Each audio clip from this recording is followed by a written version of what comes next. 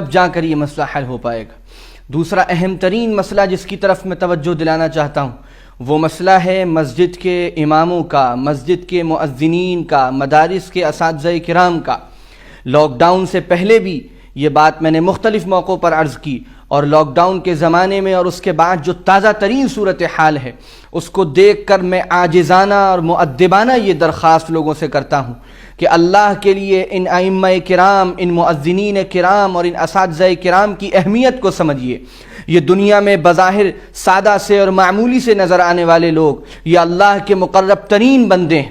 یہ جانتے تھے کہ مدرسوں میں پڑھنے کے بعد ان کو چند ہزار روپے کی تنخواہ کے علاوہ اور کوئی راستہ کمانے کا نہیں مل پائے گا۔ اس کے باوجود انہوں نے اپنے کو مدرسے میں لگایا، قرآن پڑھا، حدیث پڑھی، اور آج بہت معمولی تنخواہوں پر یہ ہمارے ایمان کو بچانے کا کام کر رہے ہیں، ہمارے دین کی نشر و اشاعت کا کام کر رہے ہیں، ہمارے نونہالوں کو قرآن پڑھاتے ہیں، دین پڑھاتے ہیں، شریعت پڑھاتے ہیں، اور اس کے بدلے میں ان کو کیا ملتا ہے؟ اس کے بدلے میں ان کو چند ہزار روپے تنخواہیں ملتی ہیں۔ اتنی تنخواہ جس میں کسی امیر اور کسی اچھے گھرانے میں صرف دودھ آتا ہے، اور جتنا ان کا مہینے کا چاکلیٹ کا خرچہ ہے، باہر گھومنے کا خرچہ ہے، اتنی تنخواہیں ان اماموں کو، مؤذنین کو دی جاتی ہیں۔ مجھے شرم آتی ہے ان تنخواہوں کا ذکر کرتے ہوئے جو عام طور سے ہمارے مسجد کے مؤذنین کو، ائمہ کرام کو اور اساتذہ کرام کو، مدرسے کے اساتذہ کرام کو دی جاتی ہیں۔ میں خاص طور سے اپیل کرتا ہوں، ان کو پہچانیے، ان کے مقام کو پہچانیے، ان کی عظمت کو پہچانیے، ان کی قدر کیجیے۔ ان کو ایسا مشاہرہ اور ایسی تنخواہ مسجد کی ہر مسجد کی کمیٹی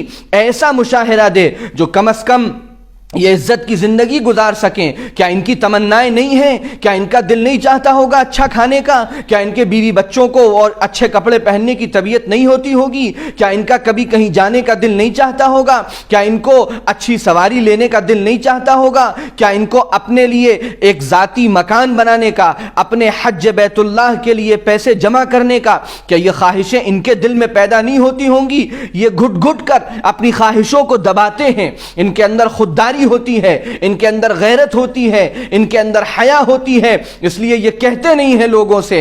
اے مسجد کے کمیٹی کے ذمہ داروں، میں آپ سب سے عاجزانہ گزارش کرتا ہوں، ذرا جھانک کر دیکھیے اپنی مسجد کے ائمہ کا کیا حال ہے، مؤذنین کا کیا حال ہے۔ اے مسجد میں نماز پڑھنے والے مصلیوں اور نمازیوں، میں آپ سے کہتا ہوں کہ آپ نے ساری ذمہ داری کمیٹی پر کیوں ڈال رکھی ہے؟ آپ کمیٹی کے لوگوں سے پوچھیں کتنی تنخواہ دیتے ہیں آپ امام کو اور کتنی تنخواہ دیتے ہیں آپ مؤذن کو۔ ہمارا اس میں تعاون شامل کیجئے، امام صاحب کی تنخواہ اور بڑھائیے، مؤذن صاحب کی تنخواہ اور بڑھائیے، اور ایک معیاری تنخواہ ان کو دینے کا نظام بنائیے۔ اور اس تنخواہ کے علاوہ ہر مصلی کی ذمہ داری ہے کہ وہ اپنے مسجد کے امام کا خیال کرے، مسجد کے مؤذن کا خیال کرے، اور پابندی کے ساتھ اپنی سعادت سمجھ کر، اخلاص کے ساتھ، کوئی احسان کرتے ہوئے نہیں، اخلاص کے ساتھ، سعادت مندی کے ساتھ ہر مہینے اہتمام سے اپنے مسجد کے امام کو اور مؤذن کو کچھ ہدیہ دیا کیجئے۔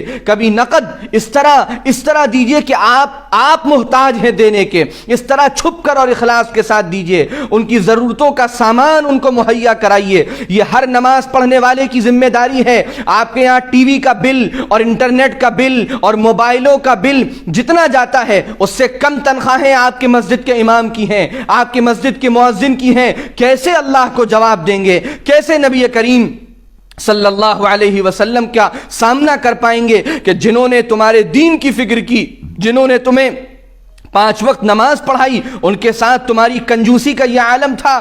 بڑی قسمہ پرسی میں وہ لوگ جیتے ہیں، ان کے یہاں بیماریاں آتی ہیں، وہ مجبور ہیں سرکاری اسپتالوں کی لمبی لائنوں میں لگنے کو، کیونکہ وہ 100-200 روپے سے زیادہ اپنے بیوی اور بچے کے علاج پر خرچ نہیں کر سکتے۔ اگر مسجد کے امام یا ان کے گھر میں، ان کے بیوی بچوں میں، مؤذن یا ان کے گھر میں بیوی بچوں میں کوئی بیمار ہے، مسجد کے تمام مصلیوں کی ذمہ داری ہے کہ ان کے بہترین سے بہترین علاج کی وہ فکر کریں، ان کی خبرگیری کریں، ان کو ضرورت کا سامان مہیا کرائیں، اور یہ سب اپنی سعادت مندی سمجھ کر کریں۔ اساتذہ مدارس کے اساتذہ کرام کا جو حال ہے لاک ڈاؤن کے زمانے میں، اور اس کے بعد اب مدرسے ابھی بند ہیں، ہم خبرگیری نہیں کرتے، ہم فکر نہیں کرتے، یہ ذمہ داری تمام مصلیوں کی، تمام نماز پڑھنے والوں کی ہے۔ اور سب سے آسان راستہ یہ ہے کہ ہر مسجد کے اطراف کے گھر والے اپنے مسجد کے امام کی فکر کر لیں، اپنے مسجد کی مؤذن کی فکر کر لیں، اپنی مسجد میں چلنے والے مدرسے کی فکر کر لیں۔ زیادہ دور جانے کی ضرورت نہیں ہے، اگر اپنے علاقے کے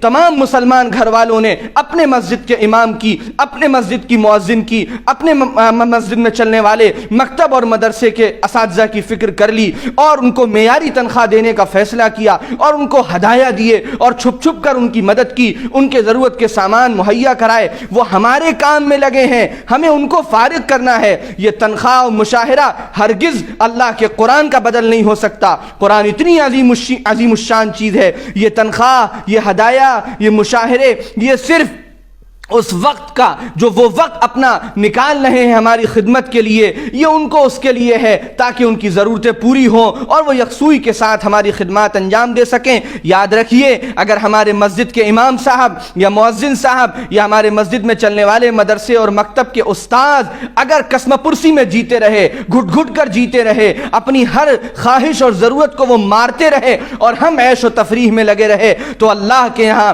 ہمارے لیے کوئی جواب نہیں ہوگا۔ ہم اس عمل کی نحوست دنیا سے لے کر آخرت تک دیکھیں گے۔ بڑی بڑی مسجدوں کی یہ کارگزاریاں ہیں کہ ان کے کمیٹی کے لوگ ہوں یا اس مسجد میں نماز پڑھنے والے مصلی ہوں، وہ خود لاکھوں اور کروڑوں میں جیتے ہیں، اور ان کے مسجد کا امام چند ہزار روپے میں گھٹ گھٹ کر زندگی گزارتا ہے۔ ایسے لوگ کیسے اللہ کا سامنا کریں گے، کیسے نبی صلی اللہ علیہ وسلم کا سامنا کریں گے؟ اس فکر کو اپنے اوپر سوار کر لیجئے، اور ہر شخص اپنے مسجد کی، اپنے محلے کی فکر میں لگ جائے۔ اللہ تعالی ہمیں ان ائمہ کرام کی، ان مؤذنین کرام کی، اور ان مدارس کے اساتذہ کرام کی بے انتہا قدر کی توفیق عطا فرمائے، اور ان کی بڑھ بڑھ کر ان کی خوب مدد کرنے کی، ان کا خوب ساتھ دینے کی، اور ان کی خدمت کو اپنی سعادت سمجھنے کی توفیق عطا فرمائے۔ میرے اس پیغام کو جتنا ہو سکے دوسروں تک پہنچائیے، فردن فردن ایک ایک فرد تک پہنچائیے۔ اس سلسلے میں رابطہ کیجئے، محلے کے لوگ بیٹھ کر آپس میں نظام طے کریں، مصلی بیٹھ کر آپس میں نظام طے کریں، اور اس مسئلے کو سوچئے،